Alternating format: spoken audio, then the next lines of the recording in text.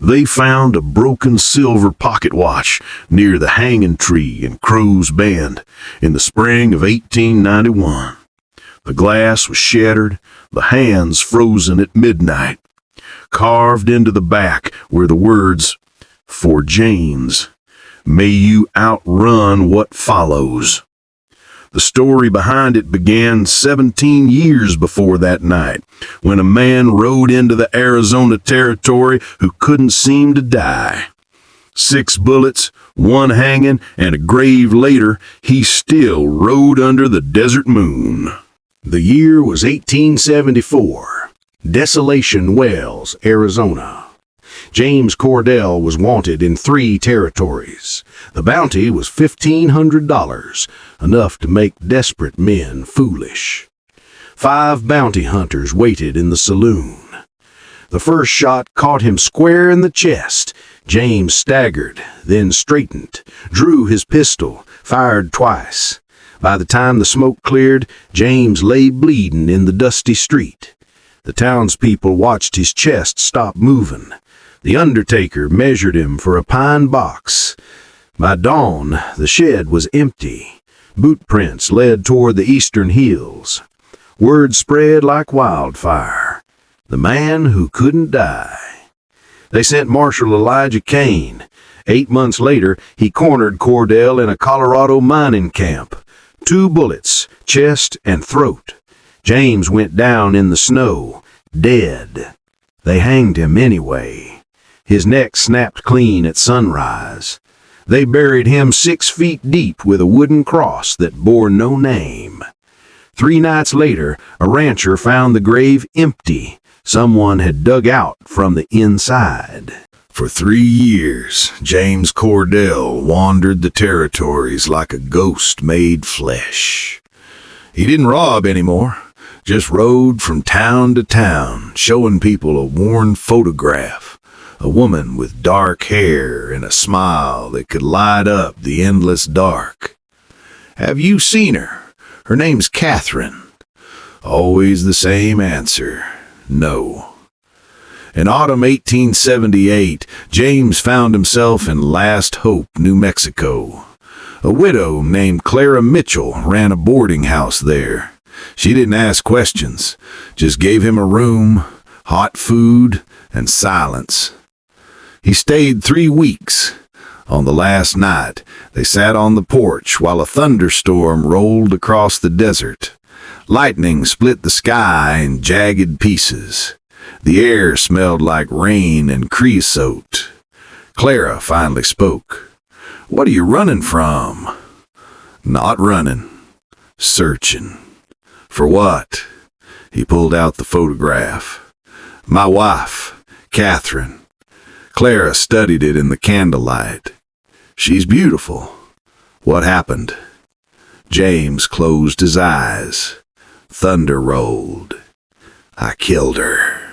James had been a lawman in Silver Creek, Arizona in 1870. Young, idealistic, with a badge he polished every morning and a wife he loved more than breathing. Catherine Cordell was a school teacher.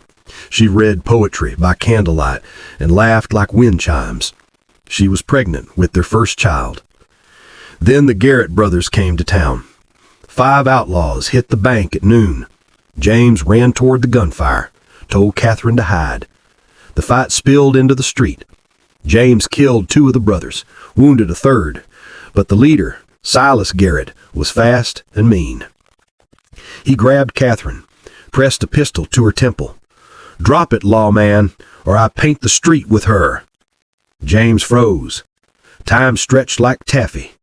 He could see Catherine's face, the fear in her eyes, the tiny swell of her belly where their child grew. Silas was backing toward his horse. If he got away, Catherine was gone forever. James made a choice. He fired, tried to thread the bullet between them, tried to be perfect. The bullet went through Silas Garrett's throat and through Catherine's heart. She died in the dusty street before James could reach her. The baby died with her. The town called him a hero, gave him a medal. James Cordell rode into the desert to die that day. But dying wasn't easy. He tried, picked fights with killers, walked into ambushes, stood in stampedes. Every time, something impossible happened. A bullet would miss, a rope would snap. It was as if the universe itself refused to let him rest. "You ever love someone so much it burned holes in your soul?" James asked Clara. Clara's eyes were wet. "Love don't burn, Mr. Cordell. It just don't die easy. I killed her. I pulled the trigger. You were trying to save her. Trying ain't the same as succeeding. No, but maybe that's why you can't die. Maybe you're supposed to keep living, to carry her memory, to prove that love survives even when the person doesn't." Rain hit the dust like gunfire. James Cordell finally let himself weep. James left Last Hope at dawn, but something had changed. He stopped searching for death, started searching for meaning instead. For 13 years he rode through the territories, helped people, stopped robberies, stood between the cruel and the helpless. He became a different legend, not the outlaw who couldn't die, but the ghost who protected the innocent.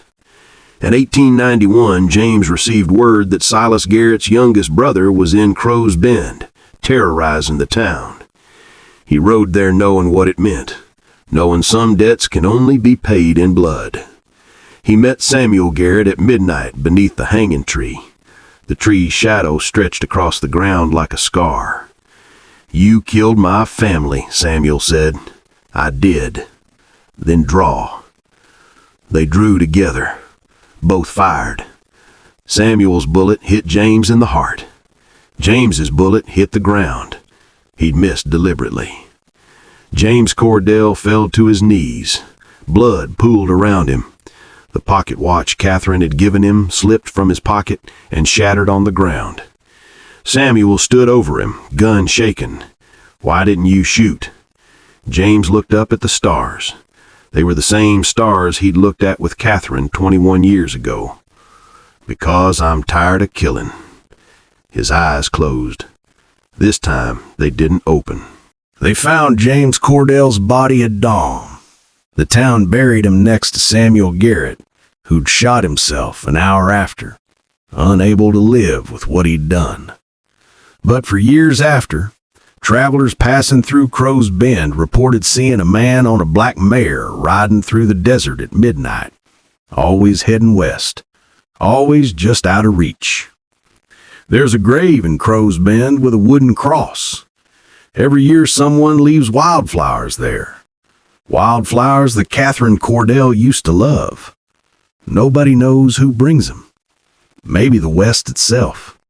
Because the desert remembers everything.